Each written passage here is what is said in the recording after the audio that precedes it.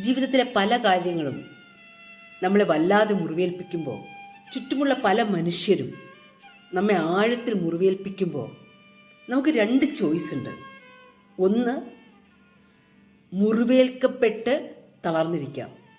രണ്ട്, കുറച്ചുകൂടെ വിവേകത്തോടു കൂടി വരുന്ന സാഹചര്യങ്ങളെ നേരിടാം. നിർഭാഗ്യവശാൽ ഒരുപാട് മനുഷ്യരും മുറിവേൽക്കപ്പെട്ട് തളർന്നു പോവുകയാണ് ചെയ്യുന്നത്.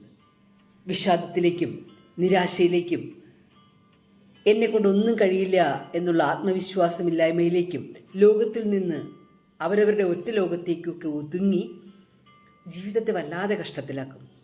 ഇനി എത്ര സമയമാണ് നമുക്കിവിടെ? ഇത്രയും ജീവിതാനുഭവങ്ങളിൽ നിന്ന് മുറിവേൽക്കാനാണ് നമ്മൾ തീരുമാനമെടുത്തിട്ടുള്ളതെങ്കിൽ എപ്പോഴാണ് നാം സമാധാനമായിട്ടൊന്ന് ജീവിക്കുക?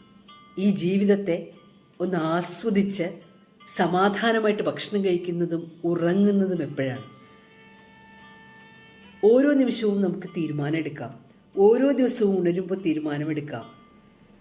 എത്ര തന്നെ കഠിനമായ ജീവിത പരീക്ഷകളിലൂടെ ഞാൻ കടന്നുപോയാലും, ആരൊക്കെ എന്നെ വേദനിപ്പിക്കാൻ ശ്രമിച്ചാലും, ഞാൻ മുറിവേൽക്കുന്നതിന് പകരം കുറച്ചുകൂടി വിവേകത്തോടുകൂടി ആ കാര്യങ്ങളെ നോക്കിക്കാണുകയും അതൊരു പഠനമായിട്ട് സ്വയം സ്വീകരിക്കുകയും മുന്നോട്ട് പോവുകയും ചെയ്യും.